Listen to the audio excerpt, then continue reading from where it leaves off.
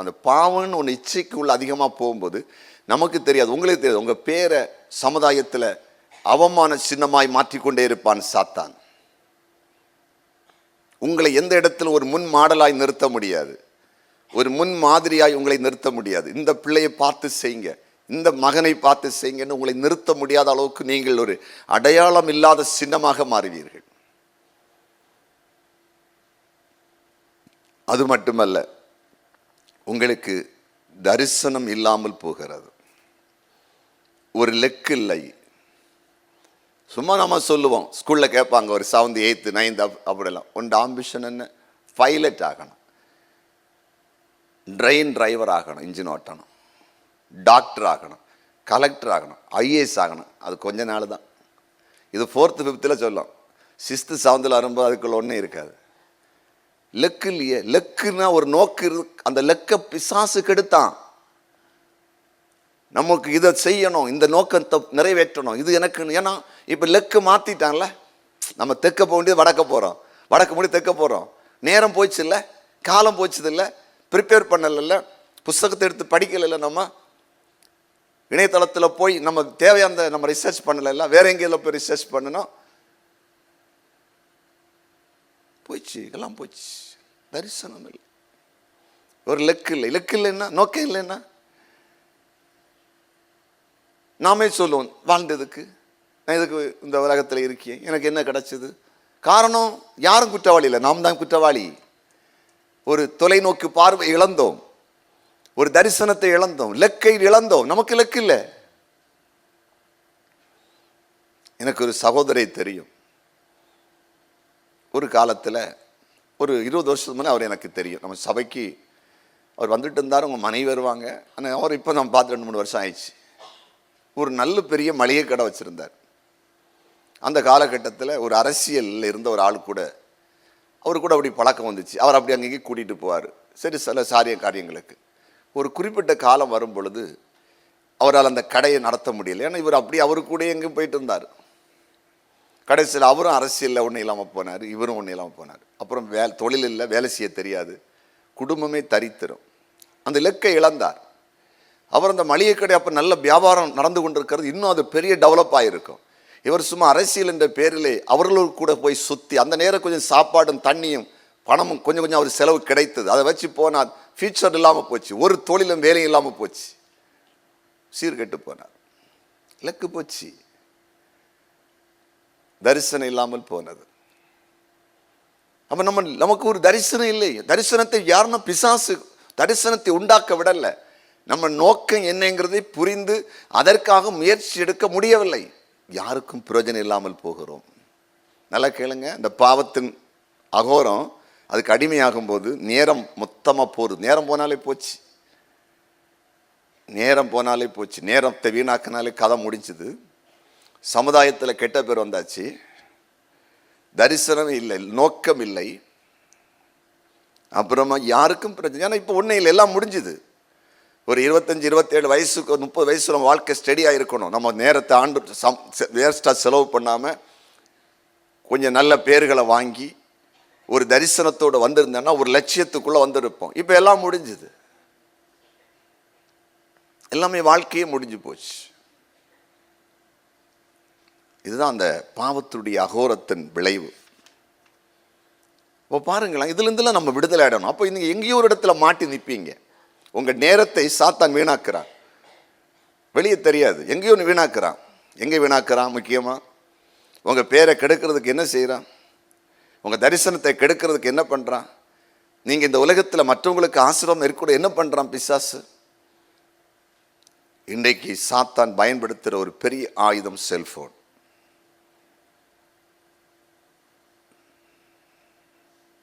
பிறந்தது முதல்ல பிள்ளைகளுக்கு கையில் கொடுப்பது செல்ஃபோன். அதில் என்னை பொறுத்த மட்டில் நல்லது இருக்கிறது, கெட்டது அதிகமாக இருக்கிறது. ஒரு பொருள் நல்லது மட்டுமா இருந்தால் அதை பற்றி கவலைப்பட வேண்டிய அவசியம் இல்லை. கெட்டதும் அதுக்குள் இருந்தால் கவனமாய் கையாள வேண்டும். ஒரு கத்தியை காய்கறி வெட்டுக்கும் பழம் வெட்டுவதற்கும் பயன்படுத்தினால் பிரச்சனை இல்லை, இனி ஒருவனை வெட்டுவதற்கு பயன்படுத்தினால் ஜெயிலுக்கு போகணும். ஏதேன் தோட்டத்துக்குள் என்ன இருந்தது? எல்லா மரத்தின் கனியும் புசிக்க வேண்டியதாக இருந்தது, ஒன்று மட்டும் புசிக்க கூடாது என்று இருந்தது. அப்படிதான் ஆண்டவர் வச்சிருந்தார். அதுதான் டேஞ்சரா போச்சு. அந்த தோட்டத்தில் எல்லா கனியும் புசிக்க வேண்டியதாக இருந்துருச்சுன்னா பிரச்சனை இருந்திருக்காது. ஒரு கனி தான் மோசம், அதுக்கு அவுட் ஆயிட்டாங்க. சாப்பிட்டு ஆதாம் ஏவாள் சாபத்தை தேடிக்கொண்டாங்க. இப்போ நம்ம இருக்க செல்போனில் ஒன்று தான் நல்லது, 99 மோசமானது. அப்போ எப்படி கையாள முடியும்? ஏதேன் தோட்டத்திலே ஒரு கனி தான் மோசம், 99 கனி நன்றாக இருந்தது. நம்முடைய கையில் இருக்கிற செல்போன்ல ஒன்று தான் நல்லது, 99 மோசம். எப்படி?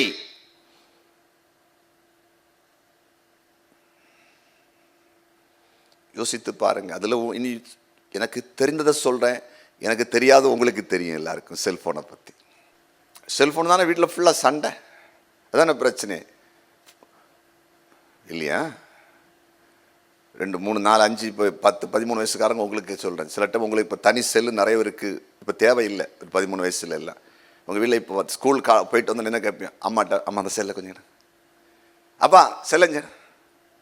உடனே அங்கே பிதிக்கி இங்கே பிதிக்கி அதை பண்ணி உள்ள பண்ணி அவர் இங்கே வா ஸ்கூலில் பாடத்தை படி அப்படி தானே உள்ள போயாச்சுல்ல. செல்ஃபோனுக்குள்ள கேம். என்ன கேம்? தனிப்பட்ட முறையில் விளையாடுற கேம் இருக்குல்ல, குரூப் ஃபார்ம் பண்ணுறீங்கள, எங்கேயோ இருந்து இணைக்கிறீங்கள கேம். என்ன கேம்னு எனக்கு தெரியும், நான் விளையாடி பழக்கம் இல்லை, அது தெரியாது எனக்கு. இணைஞ்சிறீங்கல்ல, ரூமுக்குள்ளே போய் உட்காந்துறீங்கல்ல, ஒரு இடத்துல போய் அப்படியே உட்காந்து அடிக்கிறீங்கள, போச்சா?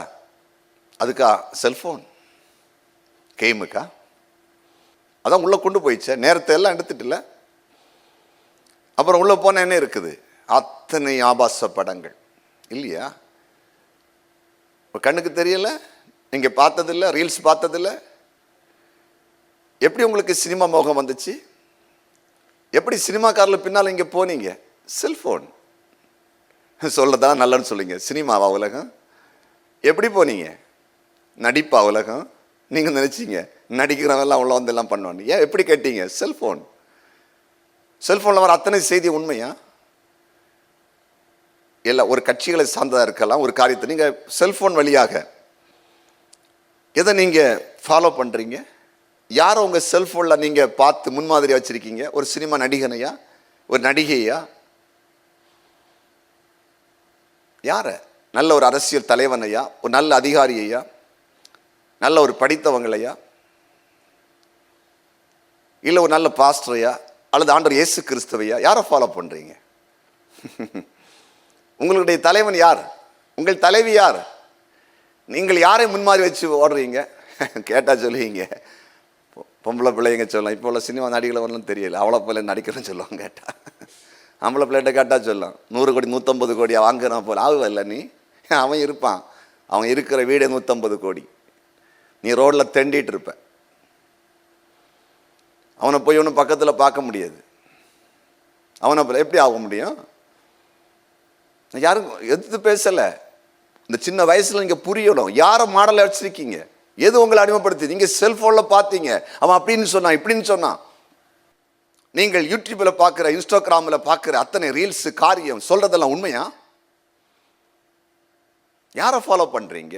உங்களை யார் அடிமைப்படுத்துது? செல்போன். அதுக்குள்ள வருகிற அத்தனை காரியங்கள் உங்களை ஏதோ ஒரு காரியத்துக்கு இழுத்ததல்லவா?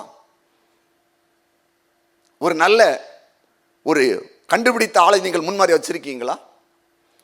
இந்த தேசத்துக்கு நல்லதை கண்டுபிடித்த ஒருவரை நீங்கள் பார்க்கிறீர்களா? எப்படி அவர் கண்டுபிடித்தான் ரிசர்ச் பண்றீங்களா?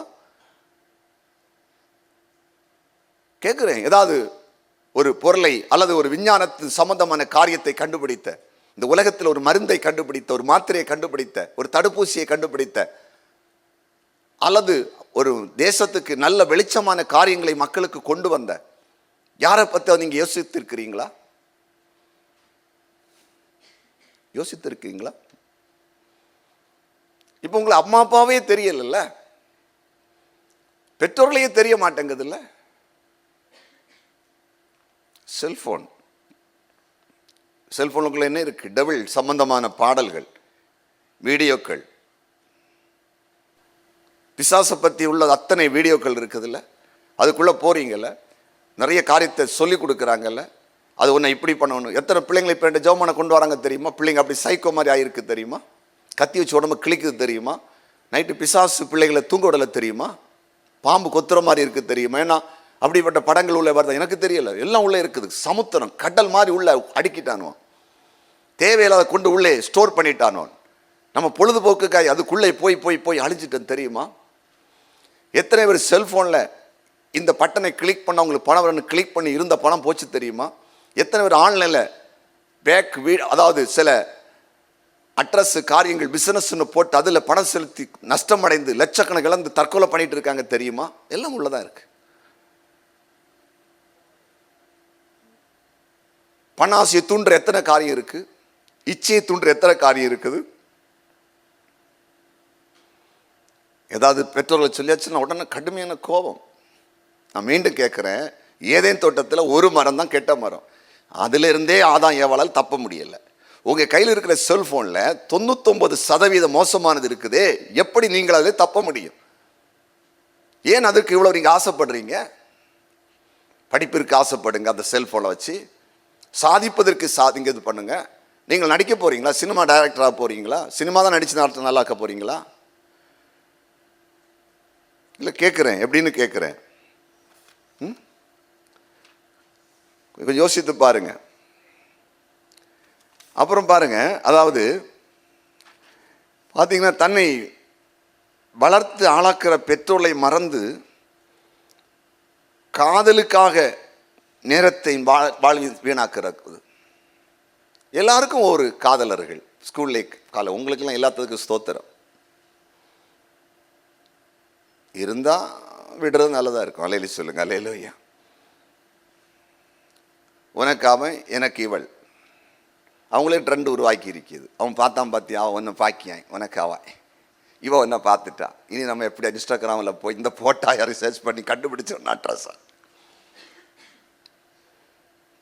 தவப்பம் போலீஸில் இருப்பான், வருவான் துப்பாக்கியை கொண்டு சுடு, அவனுக்கு தெரியாது. எதுக்கு இந்த வம்பு? எல்லாத்தையும் மறந்தாச்சு. அதுவரை வளர்த்த அம்மா அப்பா, கஷ்டப்பட்டு படித்து வச்ச அம்மா அப்பா எல்லாம் மறந்தாச்சு. எதுக்கு நம்மளை படிக்க வச்சாங்க? நீ யாராவது பார்த்து அன்பு செலுத்தி ஓடுன்னு இருக்கா? நம்ம படித்து இந்த சமுதாயத்தில் தலை நிமிர்ந்து நின்று நிறைய பேருக்கு சப்போர்ட் பண்ண அம்மா அப்பா கவனிக்கணும். கல்யாணம் பண்ணுற வயசில் எங்கள் அம்மா அப்பா பார்த்து நல்ல கோலாவாளை எல்லாம் நாட்டி ரேடியோ செட்டெல்லாம் வச்சு பேண்டு செட்டெல்லாம் போட்டு அடித்து அண்ணன் தம்பி அக்கா தங்கச்சியெல்லாம் கூட நின்று புருஷன் வீட்டுக்கு வாழ போகிற பெண்ணு அப்படின்னு ஒரு பாட்டெல்லாம் போட்டு அப்புறம் பசங்களுக்கு வீட்டில் மருமகளே மருமகளே வா வா, அதற்கு தானே வச்சுருக்காரு நம்ம குடும்பங்கிறது. எதுக்கு அம்மா அப்பா அண்ணன் தம்பி அக்கா தங்கச்சி எல்லாம்?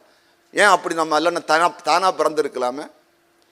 தானாக ஒரு ஆளாட்டை பிறந்து எங்கேயாவது ரோட்டிலே காட்டிலே கிடந்து இஷ்டத்துக்கு வாழ்ந்துருக்கலாமே? ஏன் குடும்பத்தை தந்தார், கோத்திரை தந்தார், ஏன் அண்ணன் தம்பி உறவை தந்தார், ஏன் அம்மா அப்பாவை கொடுத்தாரு? இஷ்டத்துக்கு வாழ்கிறதா?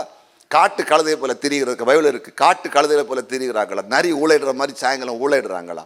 நாய் ஊரை சுற்றி தெரியும், அப்படி இருக்கான் பைபிளில். நாய் ஊரை சுற்றுது, கழுதை ஊழையிடுது, காட்டு கழுதை தண்ணிச்சே தெரியும். அதுக்காக பிறந்தோம்? அம்மா அப்பா அம்மா பெற்று வளர்க்கல, ஆளாக்கல, கண்ணீர் விடலை, சாப்பாடு கொடுக்கல. நம்ம காய்ச்சலாக இருக்கும்போது எத்தனை தொட்டு பார்த்தாங்க மக்களை? சுடுதா, ஹாஸ்பிட்டல் போமா, மாந்தி வருதா, தலை சுத்துதா, மடியில் படுத்துக்கிடுறியா? எங்கே வந்து கேட்டான்? காலேஜ் போன இடத்துல வந்து அந்த அந்த முடியை இப்போ சினிமா நடிகர்களை வெட்டி அந்த பையெல்லாம் தந்தான் இல்லை? யாருன்னு கேட்டது? யார் உனக்கு மாத்திரை கொடுத்தது? அப்போ அன்னைக்கு மாத்திரை கொடுத்தது செத்து போயிருப்பேன்ல. என்னையும் சேர்த்து சொல்கிறாங்களே இல்லையா? திட்டுன மாதிரி இருக்குல்ல. அதுக்கே நேரத்தை வீணாக்கி நீ எப்படி பண்ணலாம், யாரு தெரியாம ஃபோன் பண்ணலாம், எப்படி பண்ணலாம், எப்படி மெயில் போடலாம், எப்படி பேசலாம், எப்படி பில்டப் பண்ணலாம், எதோ செல்ஃபி எடுத்து அனுப்பலாம், எதை எடுத்து அனுப்புனா அவளுக்கு பிடிக்கும், எதை எடுத்து அனுப்புனா அவனுக்கு பிடிக்கும். செல்லமே சாப்பிட்டியா, கண்ணே சாப்பிட்டியா? வீட்டில் அம்மா அப்பாவுக்கு 1000 வேலை இருக்கும், சாப்பாடு இருக்காது, நோய் இருக்கும், ஒன்றும் இருக்காது. ஒரு குடும்பத்தில் உண்மை நடந்த சம்பவம் தமிழ்நாட்டில். ஒரு வாலிப மகன் கல்லூரியில் படித்து கொண்டிருந்தானா. அம்மாவுக்கு திடீர்னு உடம்பு சரியில்லை. அம்மா சொல்லிச்சு தான், எனக்கு ஹாஸ்பிட்டல் மக்களை கூட்டிகிட்டு போயிடணும். அவன் ஏன்னு கேட்கலையா. அப்பா வெளியூரில் இருந்தார். இவன் நேரம் என்ன பண்ணிட்டானா, காலேஜுக்கு போயிட்டானா. இந்த அம்மா பெட்லேருந்து எழும்பி ஃபோனை எடுத்து பேசுறதுக்கு 5 மணி நேரம் ஆச்சு தான். அவ்வளோ பலகீனப்பட்டாங்க, எழும்ப முடியாது, தலை சுற்றி கீழே விழுறாங்க, நடக்க முடியலை. 5 மணி நேரம் தாண்டி தான் ஒரு ஃபோன் பண்ணி அவங்களுடைய புருஷன்கிட்ட, நான் பலகீனப்பட்டுட்டேன், மகன்கிட்ட கேட்டேன், மக்களை ஹாஸ்பிட்டல் ஒன்று கூட்டு வரி, அப்பாவுக்கு ஒன்று சொல்லுன்னு. நான் போகிறேன்னு சொல்லி போயிட்டான். அப்பா வெளிநாட்டில் இருந்தாராம், ஊருக்கு வந்தாராம். வந்து முதல்ல நிறுத்தினது அவனுடைய படிப்பை. நீ படித்தது போதும், உன்னை எதுக்கு நான் படிக்க வச்சேன்னா எங்களை கவனிக்கிறதுக்கு. நீ உன் ஃப்ரெண்ட்ஸுக்காக, நீ அவ்வளோ பெரிய படிக்கிற ஆளும் கிடையாது, உன்னை லீவ் போட்டாலும் பிரச்சனை இல்லை. ஆனால் உன் அம்மா தனியாக இருந்தா, அவள் தான் உனக்கு எல்லாமே டெய்லி செய்து அனுப்புகிறா. அவளை முடியாது படுத்து ஏன்னு கூட கேட்காம உன் பாட்டுக்கு நீ போயிட்டே இல்லைன்னு படிப்பை கட் பண்ணிட்டாரான், நிறுத்திட்டான். என்ன பண்ணாலும் சரி, காலேஜை ஸ்டாப் பண்ணிட்டார். நீ எப்படியாவது போ, அவ்வளோ முடிச்சு. இது ஏன் உங்களுக்கு சொல்கிறேன்னா, எத்தனை பிள்ளைங்க தன்னுடைய அம்மா அப்பா பலகீனப்படும் போது கவனிக்குது, எவ்வளோ கஷ்டப்பட்டு படிக்க வைக்கிறாங்க. படித்து முடித்து ஒரு நல்ல ஒரு வேலையில் போய் ஒரு தொழில் பண்ணி நம்ம அம்மா அப்பாவெல்லாம் நல்லா வைக்கணும் என்ன இருக்கா? இல்லை, பிசாசு அடிமைப்படுத்திட்டான் பாருங்களேன். அந்த பார்த்து என்ன யோசிக்க, அது யோசிச்சா நல்லாயிருக்கும். உன் ஆயுசு நாட்கள் நீடித்திருப்பதற்கு, நன்மை உண்டாயிருப்பதற்கு உன் தாயின் தகப்பனை கனம் பண்ணுவாங்க. இந்த சின்ன வயசுலேயே எங்களை இவ்வளோ கஷ்டப்பட்டு ஆளாக்குற அம்மா அப்பாவுக்கு நான் வளர்ந்து என்ன செய்வேன்? இதை நீ திங்க் பண்ணுன்னு வச்சுக்கேன், நீ யோசிச்சுன்னு வச்சுக்கேன், உன் லைஃபே வித்தியாசமாக இருக்கும். நீ இதை மறந்து இனி ஒரு ஆளை சிந்திச்சு அவங்கள எப்போ பார்க்கலாம், எப்போ பேசுகிறேன், அவங்க கூட என்ன என்ஜாய் பண்ணலாம் நீ நினச்சேன்னா உன் லைஃப் ரொம்ப மோசமாக போயிடும். அதுக்கு இடம் கொடுக்கூடாது. இது ஒரு சாத்தானுடைய கிரியன்னு நான் சொல்கிறேன். இது 2 வெளியே வரணும். இன்னைக்கு கண்டிப்பாக வெளியே வரணும். யாராவது நீங்கள் மாட்டி இருந்தீங்கன்னா வெளியே வந்துடணும். அப்புறம் பைக் மோகம். என்ன மோகம்! வாழ வைக்குதா, அழிக்குதா? கன்னியாகுமரி மாவட்டத்தில் மட்டும் ஒரு வருடத்திற்கு சராசரி 400 முதல் 500 இளைஞர்கள் பைக் இருசக்கர விபத்தில் மரிக்கிறார்கள். எத்தனை வருஷத்திலிருந்து? சுமார் 15 வருடமாய். ஒரு வருடத்திற்கு குமரி மாவட்டத்திலே மட்டும் 400 முதல் 500 வாலிபர்கள், ஒரு 15 வயதிலிருந்து 25 வயதுக்குட்பட்ட வாலிபர்கள் மரிக்கிறார்கள் இருசக்கர வாகன விபத்தில். தெரியுமா உங்களுக்கு? அதை பற்றி ஏதாவது உங்களுக்கு ஐடியாஸ் இருக்குதா? பெரிய பைக் வாங்கணும், ஸ்பீடாக போகணும், அதை வச்சு ஃப்ரண்ட் டயர் தூக்கி உயர்த்தணும். பொம்பளை பிள்ளைகளும் குறைஞ்ச பிள்ளை இல்லை, அப்படிப்பட்ட பைக் வச்சு வந்தான் வேணும். நீங்களாம் அப்படி இருக்க மாட்டீங்க. கொண்டு எதுக்கு இடிச்சு கீழே போட்டு மூக்க உடைச்சிருக்கா?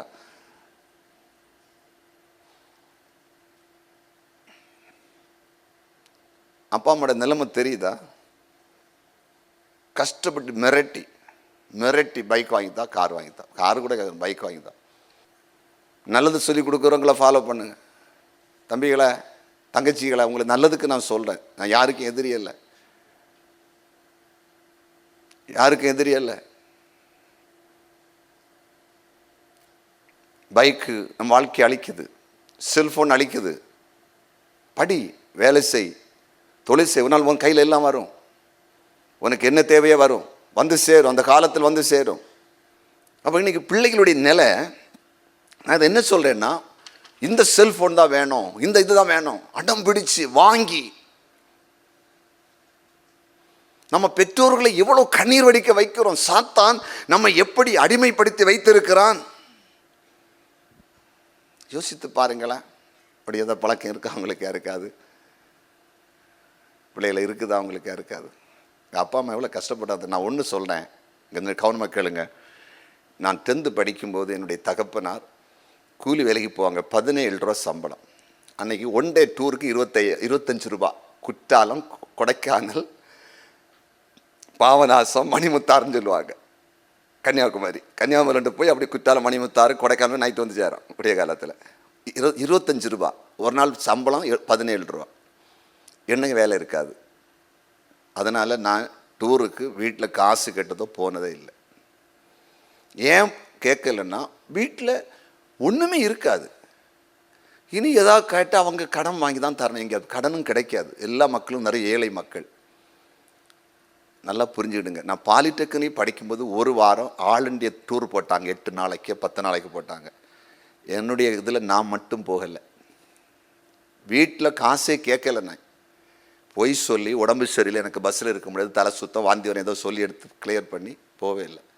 என்ன காசு இல்லை. ஆனால் என் ஆண்டவர் படித்து முடித்து நான் வேலைக்கு போனோடனே ஃபஸ்ட்டு கோயம்புத்தூர், அப்புறம் வேலை செய்யும் போது சென்னை, கடலூர், பாண்டிச்சேரி, மத்திய பிரதேஷ், இவங்கெல்லாம் வேலை செய்யும் போதே நான் ட்ரெயினில் அங்கெல்லாம் பிரயாணம் பண்ண வேண்டிய சூழ்நிலை உண்டாச்சு. ஊழியத்துக்கு கர்த்தர் என்னை கொண்டு வந்த பிறகு ஆண்டவர் என்னை டெல்லி, அதாவது மும்பை, அதாவது மத்திய பிரதேஷ், ராஜஸ்தான், பஞ்சாப், ஹரியானா, வெஸ்ட் பெங்கால், மும்பை ஏர்போர்ட்டில் இறங்கியிருக்கிறேன், சென்னை ஏர்போர்ட்டில் இறங்கியிருக்கிறேன், பெங்களூர் ஏர்போர்ட்டில் ஃப்ளைட்டில் ஏறி இருக்கிறேன், கொல்கத்தாவில் இறங்கியிருக்கேன், டெல்லி ஏர்போர்ட்டில் இறங்கியிருக்கேன், டெல்லியில் பெரிய 5 ஸ்டார் ஹோட்டலில் தங்கியிருக்கிறேன், அந்தமானுக்கு போயிருக்கிறேன், அந்தமானில் பெரிய ஹோட்டலில் தங்கியிருக்கிறேன், Dubai, Abu Dhabi, Qatar, Kuwait, Malaysia, இன்னும் குறிப்பாக இலங்கை, இந்த நாடுகளுக்கெல்லாம் விமானத்தில் இலவசமாய் பிரயாணம் பண்ண வைத்தார். இலவசமாய் பெரிய பெரிய ஹோட்டலில் தங்க வச்சிருக்கிறார். பெரிய பெரிய காரில் பிரயாணம் பண்ணியிருக்கிறேன். இதெல்லாம் தேவன் கொடுத்தார். வெளிநாட்டு ஊழியத்துக்கு போய் கொண்டு வரும் பொழுது எல்லாம் ஃபஸ்ட் குவாலிட்டி லூலு மால், பெரிய பெரிய மாலில் போய் பொருட்களை அவங்க வாங்கி லக்கேஜ் பண்ணி ஏர்போர்ட்டில் கொண்டு வந்திருக்கிறேன். 5 லட்சம் ரூபா 10 லட்சம் ரூபா காணிக்க வங்கியில் டிரான்ஸ்ஃபர் பண்ணியிருக்காங்க. கை நிறைய காணி கொடுத்துருக்காங்க. போன உடனே அங்கே உள்ள பணத்துக்கு 500 ரியால், 1000 ரியால், இங்கே உள்ள 20-25,000 ரூபா கையில் வச்சுருந்து செலவு கொடுப்பாங்க. வேண்டான்னு சொல்ல கேட்க மாட்டாங்க. செலவுக்கு வச்சுருங்க, காணிக்க போடுறது, எல்லா செலவும் அவங்க தான் பண்ணுவாங்க. இதெல்லாம் கர்த்தர் கொடுத்தார். ஆனால் அந்த காலம் அப்படி அந்த கஷ்டத்தை புரிந்து வளர்ந்தது அவங்களுக்கு சொல்லுகிறேன். என்னுடைய தகப்பனார் மரித்த பொழுது என்னுடைய வாழ்க்கையில், என் அப்பா இருந்து 3 வருஷம் ஆகுது, ஒரு 2 காரியத்தை நினைத்து நான் அழுதேன். நான் பாலிடெக்னிக்கு படிக்கும்போது 5000 ரூபா டொனேஷன் கொடுக்கணும், காசு இல்லை. என்னுடைய அம்மா என்னுடைய மாமா வீடு தேங்காய் பட்டணத்தில் போய் அவங்கள்ட்ட கேட்டு கடன் வாங்கி, அவங்க செங்கல் சூளையில் வேலை பண்ணுவாங்க. எங்கள் மாமா அங்கே தான் வேலை பார்ப்பாங்க. அதில் 5000 ரூபாய் கொடுத்தாரு. அவங்கள இப்போ கல்யாணம் ஆகலை, அதனால் அக்கானா உயிரை கொடுப்பாங்க. அவங்க வாங்கிட்டு வந்து எனக்கு ஃபஸ்ட்டு டொனேஷன் ஃபீஸ் கேட்டிருந்தாங்க. அட்மிஷன் வாங்குறதுக்காக நானும் இந்த ஊர்லேருந்து ஒரு அண்ணன், அவங்க சசி, அவங்க இப்போ இறந்துட்டாங்க. பையன் அடுத்த மாதம் கல்யாணம் இருக்குது. அந்த அண்ணன் தான் கூட வந்தது. அவன் அப்போ MA தமிழ் படிச்சிருந்தான். அதனால் போய் நாகர்கோவிலில் அந்த NSK பாலிடெக்னிக் ஆஃபீஸில் போய் பணத்தை கட்டிட்டு, அதன் பிறகு அங்கேருந்து ஒரு ஹோட்டலில் எங்களை சாப்பிட என் அப்பா கூப்பிட்டு போனார். கையில் காசே இல்லை, இருந்தாலும் ஒரு ஹோட்டலில் சாப்பிட கூப்பிட்டு போனார். அது 1. 2வது, நான் பாலிடெக்னிக் 10ஆம் வகுப்பு படிச்சுட்டு பாலிடெக்னிக் போனேன். 15 வயசில் 10ஆம் பிடிச்சாச்சு. அப்போ எனக்கு 15 வயசு பூர்த்தி ஆகலை. ஒரு 4 வயசுலேயே கொண்டு 1ஆம் வகுப்பில் விட்டாச்சு. 3 வருஷம் பாலிடெக்னிக். 16 முடிஞ்சு 17 கோயம்புத்தூரில் கம்பெனியில் வேலைக்கு போயாச்சு. 17 வயசில் வேலைக்கு போயாச்சு. அப்போ அவன் லெட்டர் தான், ஃபோன் கிடையாதுல்ல, லெட்டர் போடணும். வேலை நிமித்தமும் காசு இல்லாமலும் ஒன்றும் இல்லாமல் 3 மாதம் லெட்டர் போடல. முதல்ல போட்ட லெட்டரில் ஒரு அட்ரஸ் இருந்து கோயம்புத்தூரில் சிங்காநல்லூரில் இருந்து. எங்கள் அப்பா அந்த லெட்டரை வச்சு பையனை காணல் நின்றுட்டு ஒரு நாள் காலையில் வீட்டு கவு தட்டார். பார்த்தா ஒரு பேக்கில் மாவு வறுத்து வச்சுருக்கு. அரிசி மாவு வறுத்து வேறு என்ன இருக்குது, இங்கேருந்து கொஞ்சம் பழம், செவ்வாழை பழம், அதையும் வச்சு கரெக்டாக தூக்கிட்டு கதவை தட்டுன்னு பார்த்தா நாங்கள் 2-3 வரை பேச்சுலராக இருந்தோம். காலையில் 6 மணி அங்கே வந்து எப்படி எப்போ வந்தேன் இல்லையா, தேடி அட்ரஸ் வச்சு கேட்டு அட்ரஸும் ஒழுங்கான அட்ரஸு கிடையாது, ஃப்ரம் அட்ரஸ்.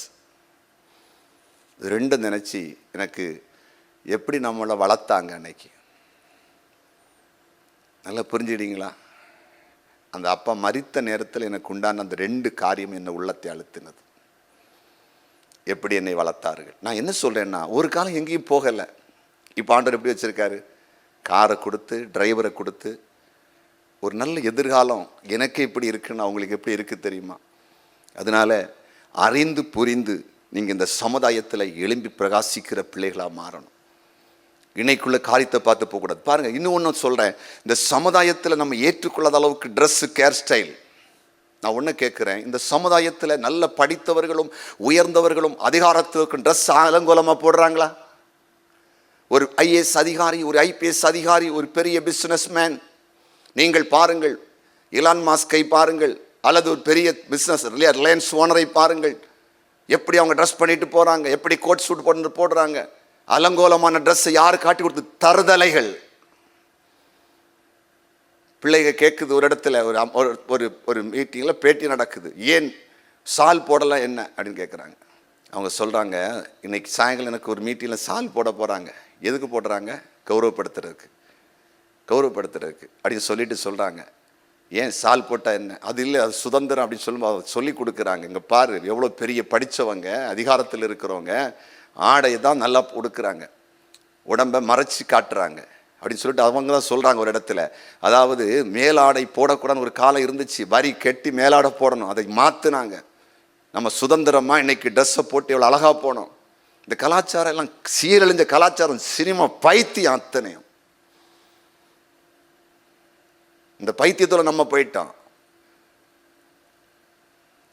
இது சமுதாயத்தில் நல்ல பேரை உண்டாக்குதா? கெட்ட பேரை உண்டாக்குது. நம்ம போடுற ட்ரெஸ்ஸை நீட்டாக போடணும், கூடுனதோ குறைஞ்சதோ நம்ம உடம்பை மறைச்சு போனால் தான் சொல்ல வருகிறேன். ஏன் நம்முடைய பாடியை காட்டணும்? ஏன் நம்முடைய சரீரத்தை காட்டணும்? அப்போ இதெல்லாம் சமுதாயத்தில் நல்லது. யார் மாடலை காண்பிச்சு கொடுத்தது? சாத்தான் கொண்டு போகிறான்.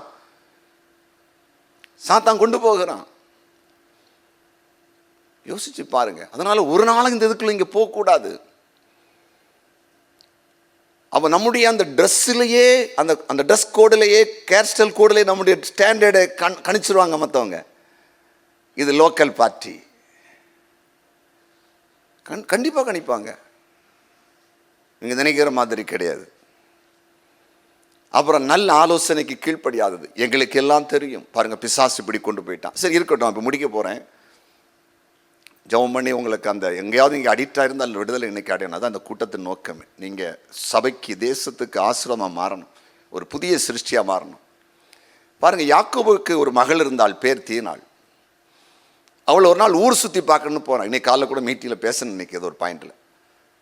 அப்படி நண்பர்களோடு சேர்ந்து சுற்றுறா. அவள் போய் ஆடி பாடி துள்ளிட்டு நடக்கிறாள். அந்த ஊரில் ஒரு நல்லன்னு சொன்ன அந்த அதிகாரத்தில் இருந்த ஒருவனுடைய மகன், அவனெல்லாம் ஏதோ இப்போ இருக்கிற ஒரு கவுன்சிலர், ஒரு எம்எல்ஏ பவர்னு வச்சுருக்கீங்களா, அந்த மாதிரி இருக்கானோ. இவளை பார்த்தன அழகாக இருந்த அந்த பிள்ளை, அவளை பிடிச்சு கொண்டு போய் கெடுத்துட்டான். அப்புறமா பொண்ணு கேட்க வர மாதிரி வந்தாங்க. யாக்கோவுக்கு பிள்ளைகளுக்கெல்லாம் கோபம், என் சகோதரி இப்படி பண்ணிட்டாங்கன்னு. அவனை பிடிச்சு வச்சு வெட்டினாங்க, குடும்பத்தெல்லாம் வெட்டினாங்க. இவனை கொலகாரணமான குடும்பம் அழிஞ்சது. அவனை வெட்டிட்டு அவளை தூக்கிட்டு வந்தாங்க. ஏன்? ஊர் சுத்த போனது.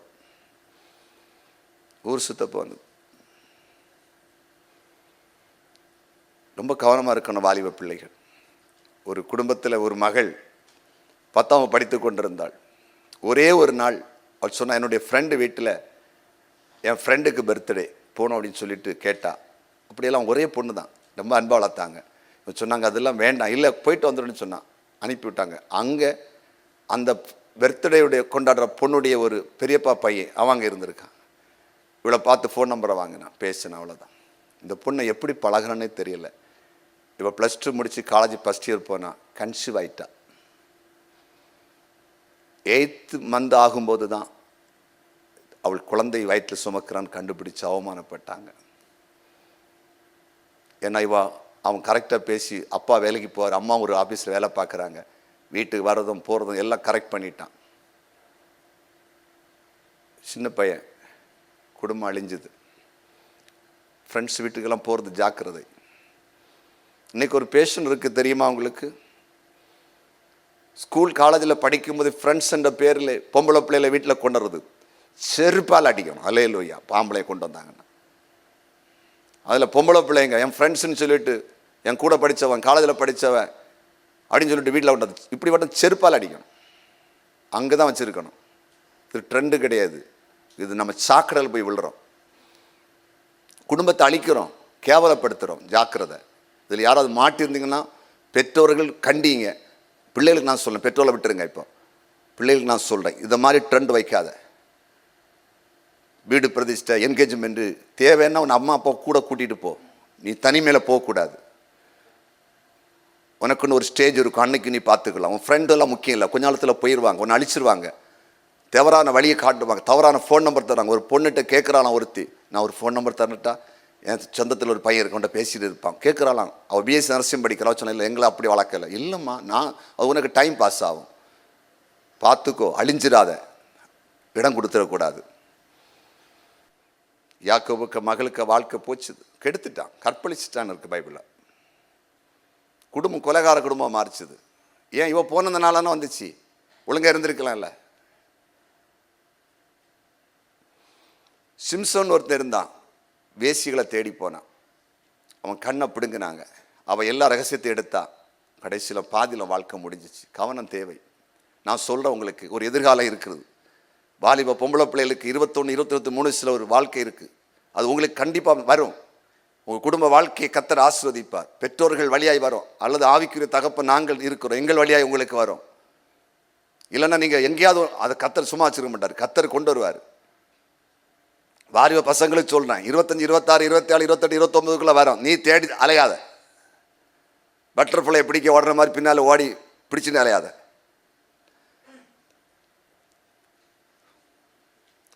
படிக்க ஒன்றத்தில் படித்து கரெக்டாக அம்மா அப்பாட்ட சொல்லு, எனக்கு கல்யாண வயசு வரும்போது நீங்கள் பார்த்துக்கிடுங்க, எனக்கு எது தேவைன்னு உங்களுக்கு தெரியும், நீங்கள் பார்த்து செல்லுங்க, உன் வேலையை பார்த்து போயிட்டே எல்லாம் நடக்கும். ரொம்ப மோசமாக வாழ்க்கை போயிடும், நாசமாயிரும், அழிஞ்சிரும். நான் சொல்கிறேன், உங்களுக்குன்னு ஒரு வாழ்க்கை இருக்குன்னு சொல்கிறேன். ஃபேமிலி லைஃப் இருக்குது, நல்ல ஃபியூச்சர் இருக்குது. கர்த்தர் உங்களை சும்மா விட மாட்டாருங்க. ஸ்டாண்டர்டாக வைப்பார், உங்களை பூமியில் அழகாக வைப்பார், சமுதாயத்தில் நல்ல பேராக வைப்பார். அப்புறம் பைபிளில் வாசிக்கும் போது பாருங்க, ஒரு தவறான ஃப்ரெண்டுனால ஒருத்தன் கேட்டான் பாருங்க, அதை சுட்டி காட்டுறேன். 2 சாமுவேல் 13வது அதிகாரம் 1-5 இதற்கு பின்பு தாவீதின் குமாரனாகிய அப்சலோமுக்கு தாமார் என்னும் பேரில் சௌந்தரியமுள்ள ஒரு சகோதரி இருந்தாள். அவள் மேல் தாவீதின் குமாரன் அம்னோன் மோகம் கொண்டான். பாருங்க, தன் சகோதரியாகிய தாமார் நிமித்தம் ஏக்கம் கொண்டு வியாதிப்பட்டான். அவள் கன்னியாஸ்திரியாக இருந்தாள். அவளுக்கு பொல்லாப்பு செய்ய அம்னோனுக்கு வருத்தமாயிருந்தது. அம்னோனுக்கு தாவீதுடைய தமையின் சிமியாவின் குமாரனாகிய யோனதாப் என்னும் பேரில் ஒரு சிநேகிதன் ஃப்ரெண்ட் இருந்தான். அந்த யோனதாப் மக தந்திரவாதி. அவன் இவளை பார்த்து, ராஜகுமாரனாகிய நீ நாளுக்கு நாள் எதனால இப்படி மெலிந்து போகிறாய், எனக்கு சொல்ல மாட்டாய் என்றான். அதற்கு அம்னோன், என் சகோதரன் அப்சலோமன் சகோதரியாகிய தாமாரின் மேல் நான் ஆசை வைத்திருக்கிறேன் என்றான். அப்பொழுது யோனதாப் அவனை பார்த்து, நீ வியாதிக்காரனைப் போல உன் படுக்கை மேல் படுத்துக்கொள், உன்னை பார்க்கிறதுக்கு உன் தகப்பனார் வரும்போது நீ என் சகோதரியாகிய தாமார் வந்து எனக்கு போஜனம் கொடுத்து அவள் கையிலே சாப்பிடும்படிக்கு நான் பார்க்க என் கண்களுக்கு முன்பாக சமைக்கும்படி தயவு வேண்டும் என்று சொல் என்று சொன்னான். அம்னோனுக்கு ஒரு ஃப்ரெண்டு ஆலோசனை கொடுக்குறான். அவன் முறைக்கு ஒரு சகோதரி, அவன் சொல்லி கொடுக்குறான், அவளை சமையல் பண்ணி வர சொல்லு அப்படின்னு சொன்னோன்னு அவன் வர சொல்லி அந்த பிள்ளையை கெடுக்கிறான். அதிகாரத்தை வீட்டில் படித்து பாருங்க. தவறான ஃப்ரெண்ட்ஸ், தவறான நண்பர்கள், முடிவு என்ன தெரியுமா? 2 சாமுவேல் 13, 28, 29 அப்சலோம் தன் வேலைக்காரரை நோக்கி, அம்னோன் திராட்சரசம் குடித்து கழித்திருக்கும் சமயத்தை நன்றாய் பார்த்திருந்த. அம்னோன் தான் செய்த அந்த வேலையை கெடுத்தது. அப்பொழுது நான் அம்னோனை அடியுங்கள் என்று சொல்லுவேன், உடனே நீங்கள் பயப்படாமல் அவனை கொண்டு போடுங்கள், நான் அல்லவோ அதை உங்களுக்கு கட்டளையிடுகிறேன், திடன் கொண்டு தைரியமாயிருங்கள் என்று சொல்லியிருந்தான். அப்சலோம் கற்பித்தபடி அப்சலோமின் வேலைக்காரர் அம்னோனுக்கு செய்தார்கள். அப்பொழுது ராஜகுமார் எல்லாரும் எழுந்திருந்து அவரோர் தம் கோவேற்களை ஏறி ஓடினார்கள். அது 33வது வசனம் 33. இப்போது ராஜகுமார்கள் எல்லாரும் செத்தார்கள் என்கிற பேச்சை ராஜாவாகிய ஆண்டவன் தம்முடைய மனதிலே வைக்க வேண்டான். அம்னோன் ஒருவேனே செத்தான் என்றான். அப்சலோம் ஓடி போனான். அப்சலோனுடைய சகோதரி தான் தாமார். அவளை கெடுக்கிறதுக்காக அவன் அரசுலாம் அவனுக்கு முறை தங்கச்சி தான். அப்சலோம் பார்த்தா இவன் இப்படி பண்ணிட்டான்னு அடித்து கொன்னான். ஆளாச்சு, கொலை நடந்துச்சுல.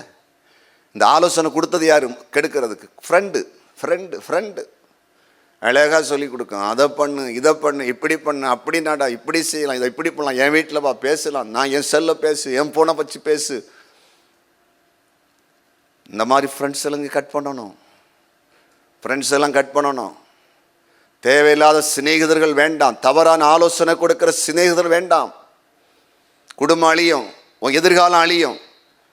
உனக்குன்னு ஒரு எதிர்காலம் இருக்குது, உங்களுக்குன்னு ஒரு எதிர்காலம் இருக்குது. ஆதியாகமம் 39வது அதிகாரத்தில் யோசேப்பு பாவத்துக்கு விலை ஓடினான். 17 வயது வாலிபன், ஒரு வீட்டில் வேலை செய்கிறான், பாவத்துக்கு ஓடினான். அவன் எதிர்காலம் எப்படி இருந்தது பாருங்க. ராஜா பொண்ணு பார்த்து கொடுத்தான். முழு தேசத்துக்கு எகிப்துக்கு அதிகாரியாக இருந்தான். நீங்கள் ரூத் என்ற ஒரு ஸ்திரீயை பாருங்கள். அவள் இளம் வயதில் புருஷனை இழந்தாள். ஆனால் அவளுக்கு போவாசி ஆண்டவரை கொடுத்தார். பைபிள் எழுதப்பட்டிருக்கிறது. போவாஸ் சொல்றான், நீ வாலிபர்களுக்கு பின்பாக போகாததை நீ உத்தம் என்பதை நான் அறிந்திருக்கிறேன் சொல்றான். அவள் இளம் வயதிலே புருஷனை இழந்த பிறகு வாழ்க்கையில் சீர்கெட்டு போகவில்லை. நல்ல ஒரு தேவ மனிதன், பணக்கார மனிதனுக்கு அவள் மனைவியாக மாறினாள். எஸ்தரை பாருங்கள், சின்ன வயதிலே தாய் தகப்பனுடைய சொல் கேட்டு வளர்ந்தாள். அகஸ்வர் ராஜாவுக்கே மனைவியாக மாறினாள். வாலிப வயசு பலவான் கையில் இருக்கிற அம்புக்கு சமமானது. சிஸ்டர், பிரதர், வாலிப தம்பி, தங்கச்சி, இன்றைக்கு நீ தான் கேட்கணும், என்ன இந்த அடிமைத்தனத்தில் மாற்று. எங்க நீ அடிமைப்பட்டு இருக்கிறாய்? பாவம் செய்கிறவன் பாவத்திற்கு அடிமையாய் இருக்கிறான். நீங்கள் உங்கள் பிதாவாகிய பிசாசினால் உண்டாக்கப்பட்டவர்கள், அவனுடைய இச்சையின்படி நடக்கிறீர்கள். எந்த இடத்தில் உங்களை அடிமைப்படுத்தி வைத்திருக்கிறான்? நீங்கள் சபைக்கு வருகிறீர்கள், உள்ளுக்குள்ள அந்தரங்க வாழ்க்கையில் உங்கள் மைண்டை எங்கே கொண்டு போய் வைத்திருக்கிறான் பிசாசு? யோசித்து பாருங்கள், சிந்தித்து பாருங்கள். செல்போனில் எந்த இடத்தில் அடிமையாக இருக்கிறீர்கள்? அதை சீ என்று தூக்கி தூர போட வேண்டாம். ஏன் உங்கள் பெற்றோர்கள் கண்டிக்கிறார்கள்? நீங்கள் வாழ்க்கை கெட்டு போனதானே. எத்தனை பிள்ளைகளுக்கு, வாலிப பிள்ளைகளுக்கு பெற்றோர் மேலே கோபம், எரிச்சல். எங்கள் அம்மா அப்பா எப்பவும் என்னை கண்டிக்கிறாங்க, செல்போன் தரமாட்டேங்கிறாங்க, வாங்கி கொடுக்க மாட்டேங்கிறாங்க. ஏன்? நீ அதற்குள்ளே போய் எதை பார்க்கிறாய்? என்ன செய்து கொண்டிருக்கிறாய்? நேரத்தை ஏன் வீணாக்குறாய்? உன் எதிர்காலம் எப்படி போகிறது? சிந்தித்து பார். இன்றைக்கு போகிற, கடந்து போகிற சில நிமிடங்கள், சில மனிதர் நாளைக்கு உனக்கு கிடைக்காது. இன்றைய நேரங்கள் தான் நாளை உன் தலையெழுத்தை நிர்ணயிக்கிறது. உன் எதிர்காலத்தை கட்டி அமைப்பது இன்றைக்கு நீ நேரத்தை எந்த வழியில, நல்ல வழியில செயல்படுகிறதாயோ அதுதான் உன் எதிர்காலத்தை கட்டி எழுப்பும். நீங்கள் இவ்வளவு பிள்ளைகளும் தேவன் கையில் இருக்கிற ஒரு, அதாவது பலவான் கையில் இருக்கிற ஒரு அம்பை போல் இருப்பேன்னு சொன்னா எவ்வளவு எழுப்புதலை கொண்டு வர முடியும்? இந்த சமுதாயத்தில் எத்தனை பேரை ஆண்டவருக்குள்ளே திருப்ப முடியும்? யோசித்து பாருங்கள். நீங்கள் எங்கும் போய் சிக்கியிருந்தால் வெளியே வாருங்கள், சிக்காமல் காத்துக்கொள்ளுங்கள். ஆண்டவர் உங்களை விடுதலை ஆக்குவார். பைபிள் சொல்லுகிறது, குமாரன் உங்களை விடுதலை ஆக்கினால் மெய்யாக விடுதலை ஆவீர்கள். விடுதலையாக வேண்டும், கண்டிப்பாக விடுதலையாக வேண்டும். இதை இன்றைக்கு கேட்டுக்கொண்டு போறதல்ல, கண்டிப்பாக நீங்கள் விடுதலை ஆகணும். நீங்கள் ஆண்டவருக்காக வாழணும். உங்களுக்கு நன்மை இருக்கிறது, தீமை இருக்கிறது, நல்லது இருக்கிறது, கெட்டது இருக்கிறது. நல்லது மட்டும்தான் வேண்டும். இன்றைக்கு முடிவு பண்ணி பாருங்கள். எதிர்காலம் பிரகாசிக்க நான் சொல்லுகிறேன். தேவன் உங்களுக்கு அனுகூலம் பண்ணுவார். இந்த பைபிளை பார்க்கும்போது நல்லவைகளை தெரிந்து கொண்டவர்களைத்தான் தேவன் சாதிக்க வச்சிருக்கிறார். உங்க வாழ்க்கையில் நல்லவர்களை மாடலா வைத்துக்கொள்ளும். உங்கள் செல்போனுக்குள்ள தேவையில்லாத படமோ, சினிமா நடிகை, தேவையில்லாத ஆபாச படங்கள், சில காரியங்கள் எல்லாத்தையும் டிலைட் பண்ணிடு. வேதத்தில் ஒரு வசனத்தை எடுத்து உள்ளே கொண்டு போய் வை. அதை கொண்டு உன்னுடைய ஸ்டேட்டஸுக்குள்ளே கொண்டு வா. எல்லாத்தையும் தூக்கி தூரை போடு. மறைமான் எந்தெல்லாம் வச்சு எல்லாம் தூக்கி போடு. யாரும் உனக்கு தலைவனா தேவையில்லை. நடிகர்கள், இந்த தேசத்தை கெடுக்கிறவர்கள், ஆபாசமாய் உடல்களை காட்டி நடித்து வேஷம் தரித்து பணத்தை சம்பாதித்து சொகுசாய் வாழ்ந்து தேசத்தை கெடுக்கிற உனக்கு தலைவன் அல்ல, தலைவி அல்ல. உனக்கு தலைவன் இயேசுவாக இருக்கட்டும், ஆண்டவராய் இயேசு கிறிஸ்துவாக இருக்கட்டும். அதற்குள்ளே வா. அந்தரங்கமாய் மறைமுகமாய் வைத்திருக்கிற அசுத்தமான காரியத்தை தூக்கி தூரை குப்பையிலே போடு. உன்னை கர்த்தர் ஆசீர்வதிப்பார். படிக்க படிப்பை தருவார், உயர்த்துவார், வேலையை தருவார், அல்லது ஊழியத்தை அழைப்பார். ஒரு தரிசனம் உனக்கு உண்டா? பயப்படாதே. நீ கர்த்தருக்குள்ளே இருப்பாயானால் உன் எதிர்காலம் பிரகாசிக்கும். ஏதோ ஒன்றை கர்த்தர் உனக்காக வைத்திருக்கிறார், கண்டிப்பாக செய்வார். இன்றைக்கு விடுதலை அடையணும். கெட்ட நண்பர்களை தூக்கி தூரை போடு. செல்போனை ஜோமணி தூரவை. அவசியத்துக்கு எடுப்பேன், படிப்புக்காக மட்டும் எடுப்பேன், ஒரு முக்கியமான காரியத்தை மட்டும் எடுப்பேன், ரிசர்ச் பண்ணி அதை எடுப்பேன். வேறு எதுவும் நான் இப்போ அதுக்குள்ளே போக மாட்டேன். எனக்கு அது தேவையில்லை. அந்த செல்போன் எனக்கு தேவையில்லை. அந்த பைக் எனக்கு தேவையில்லை. சும்மா ரோட்டில் சுற்றிட்டு நடக்கிறதுக்கு பந்தா காட்டுறதுக்குள்ள ட்ரெஸ் இது தேவையில்லை. பந்தா எனக்கு தேவையில்லை. பெருமை எனக்கு தேவையில்லை. நான் என்னுடைய அப்பா அம்மாவுடைய கஷ்டத்தை புரிந்து வளருவேன். அவர்களுக்காக நான் வாழுவேன். அவர்களுக்காக நான் செய்ய கதை செய்வேன். என் எதிர்காலத்தை கர்த்தர் பார்த்துக் கொள்வார். அதுக்குள்ளே வா. உன்னை ஆளாக்குறவர்களை மறந்து ஏமாற்றி எதுவும் செய்யாதே. எதிர்காலம் சின்ன பின்னமாக்கப்பட்டு விடும். எளிமைந்திருப்போமா?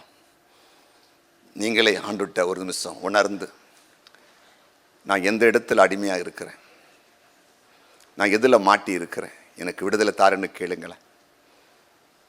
உங்களுக்காக அடியேன் ஜெபிக்க போகிறேன்.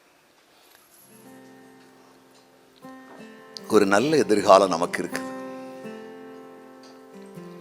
ஆண்டவர் நம்மை ஒரு நல்ல கனமுள்ள பாத்திரமாய் பார்க்கிறார். தேவன் ஒரு கனமுள்ள பாத்திரமாய் பார்க்கிறார். பாருங்க, ஆதியாகமம் 6வது அதிகாரத்தில் 5-6 வசனத்தை மட்டும் அப்படி நீங்களுக்கு நான் வாசித்து ஜெபிக்க போறேன். பாருங்க, ஆதியாகமம் 6வது அதிகாரம் தம்பி போடு. மனுஷனுடைய அக்கிரமம் பூமியிலே பெருகினது என்றும் அவன் இருதயத்தின் நினைவுகளின் தோற்றமெல்லாம் நித்தமும் பொல்லாததே என்றும் கர்த்தர் கண்டு தாம் பூமியிலே மனுஷனை உண்டாக்குறதற்காக கர்த்தர் மனஸ்தாபப்பட்டார். அது அவர் இருதயத்துக்கு விசனம் வந்தது. பாருங்க, அப்பா வேதனைப்படுறாரு. இந்த பிள்ளைகளை நான் சிருஷ்டித்து நித்தம் பொல்லாத யோசித்து வாழ்றாங்களே, படைத்த தெய்வம் மனஸ்தாபப்படுகிறார். அப்படி நம்ம அம்மா அப்பா எவ்வளவு வேதனைப்படுவாங்க. ஐயோ, இந்த பிள்ளைகளை பெற்று வளர்த்து ஆளாக்கினார், நித்தம் பொல்லாத காரியத்தை செய்து எங்களை விசனப்படுத்துகிறார்களே, எவ்வளவு உள்ளம், தாய் தகப்பனுடைய உள்ளம் துடிக்கும். இன்றைக்கு உங்களை சோதிச்சு பாருங்க. நீங்க நடக்கிற நடத்தையினால, உங்க பேச்சினால, உங்க வாழ்க்கை முறையினால உங்க அப்பா அம்மா சந்தோஷப்படுறாங்களா, விசனம் அடைகிறாங்களா? இப்ப நீங்களே யோசிங்க. என் மகன் என் பிள்ளை நல்லா தான் நடக்கிறான், நல்லது செய்யறாங்க, தவறான பாதையில மகிழ்ச்சி அடைகிறாங்களா, இல்ல மனஸ்தாபப்படுறாங்களா? உங்க இருதயத்தில் கை வச்சு கண்ணை மூடி நீங்களே யோசிங்க. நீங்களே யோசிங்களேன். ஆண்டவர் உங்களை குற்றப்படுத்த இப்ப விரும்பல. உங்களை மன்னிச்சு மன இறங்கி அது விடுதலை ஆக்கப்பட்டு உங்க தாய் தகப்பனோடு இணைந்து, சபையோடு இணைந்து, ஏசப்போடு இணைந்து நீங்க நின்று சாதிக்க ஆண்டவர் உங்களை அழைக்கிறார். தம்பி தங்கச்சி, ஒரே ஒரு வாழ்க்கை, ஒரு ரியலான வாழ்க்கை வாழு. நடிப்பு வேண்டாம், ஏமாற்று வேண்டாம். ஒரு உண்மையான மனிதனா, உண்மையான மனுஷியா மாறு. அதான் நமக்கு இப்ப தேவை.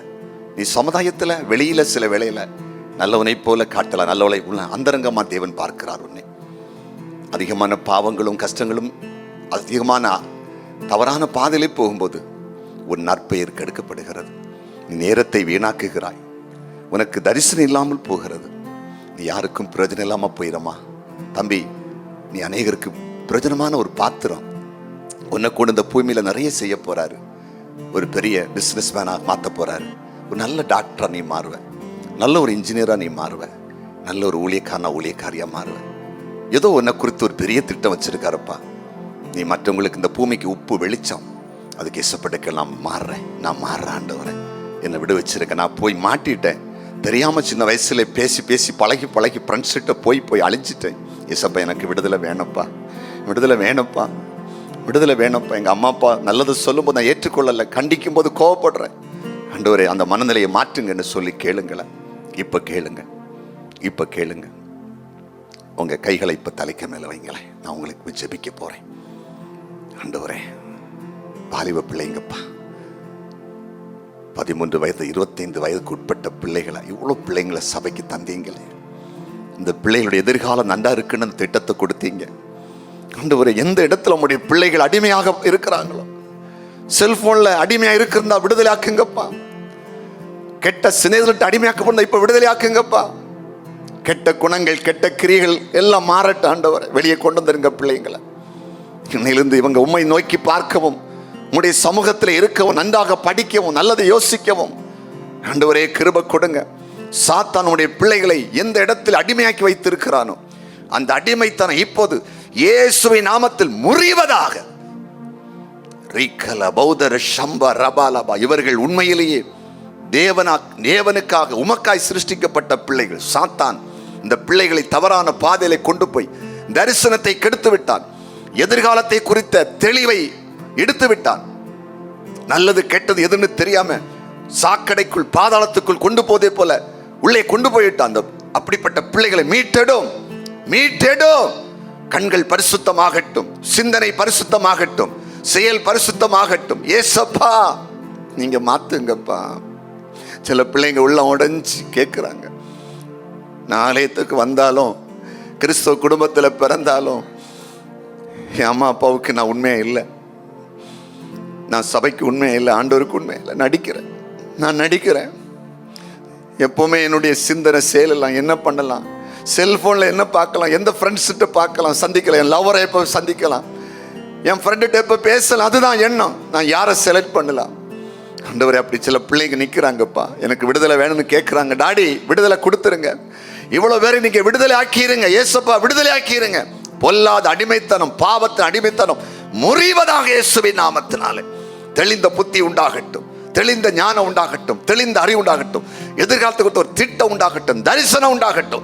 ரிபாலாதர ஷபரப பொல்லாத ஆவிகள், பொல்லாத சாபங்கள், பரம்பரையை தொடர்கிற இச்சைகள், பரம்பரையை தொடர்கிற பெருமைகள், பரம்பரையை தொடர்கிற கிரியைகளை மாறட்டும். ஏதாவது சினிமா நடிகர் நடிகைகளை முன்மாதிரி அந்த கிரியை அழியட்டும், உண்மை முன்மாதிரியை வைக்கட்டும். நல்ல தலைவர்களை, தேசத்திலே நல்ல சீர்திருத்தங்களை கொண்டு வந்த, நல்ல காரியங்களை செய்த, நிறைய சாதித்த, கண்டுபிடித்த அப்படிப்பட்டவங்களை முன்மாதிரியாக கொண்டு வரட்டும். தேவையில்லாத கவர்ச்சி காரியங்களை சொல்லி உலகத்தை ஏமாற்றி வாழுகிற மக்களுக்கு இவர்கள் முன்னிடம் கொடுத்து அவர்களை பார்த்து வாழ்ந்து கொண்டிருந்தார். ரீல்ஸ் விடணும், இவங்களை போல பெரிய ஆளாகணும்னு சொல்லி தவறான பாதையில் போயிட்டு இருந்தா அந்த நம்முடைய பிள்ளைகளை திருப்பும் தெற்கத்தி வெள்ளத்தை திருப்பதை போல இருதயங்களை திருப்பும்படிக்கு இயேசுவின் நாமத்தில் ஜெபிக்கிறேன். எல்லாரும் கைகளை தட்டி கர்த்தருக்கு நன்றி செலுத்துங்க. எல்லாரும் நல்ல கைகளை தட்டி ஏசப்பா நன்றி, உங்களை விடுதலை ஆக்கிட்டாரு. பழைய வாழ்க்கை இன்றோடு ஒளிந்தது. ஒருவன் கிறிஸ்துக்குள் இருந்தால் பழையன எல்லாம் ஒளிந்து போயின, எல்லாம் புதிதாயின. இந்த நாள் ஊழியத்தை நீங்களே செய்ய வச்சீங்க. உங்களுடைய பிள்ளைங்களை நீங்க கொண்டு வந்தீங்க, நீங்க விடுதலை ஆக்கிட்டீங்க. உங்களுடைய பிள்ளைங்க இனி தேவையில்லாத எந்த காரியத்தில் போகக்கூடாது. குறிப்பாய் எந்த பாவத்துக்கு இனி அடிமையாகக்கூடாது. செல்போனை சீனு தூர போட்டுறட்டும், தேவைக்கு மட்டும் பயன்படுத்தட்டும். பெற்றோரை நீ கண்ணீர் வடிக்க வைக்கக்கூடாது. உண்மையாக பெற்றோர்களுக்கும் சபைக்கும் ஆண்டவருடைய பிள்ளைங்க இருக்கணும். எதிர்காலத்தில் அவங்களுக்கு ஒரு தரிசனம் உண்டாகணும், மேன்மை உண்டாகணும். அவங்களை ஆசீர்வதித்து அனுப்புகிறேன். பெரிய காரியத்தை செய்யுங்க. இந்த பிள்ளைங்க எல்லாம் நல்லா படிக்கணும். படிக்கிற பிள்ளைங்க நல்லா படிக்கணும். படித்த பிள்ளைகளுக்கு வேலை கிடைக்கணும். திருமண வயதில் இருக்கிற பிள்ளை திருமணம் நடக்கணும். நல்ல நல்ல நிலைக்கு பிள்ளைங்க வரணும்.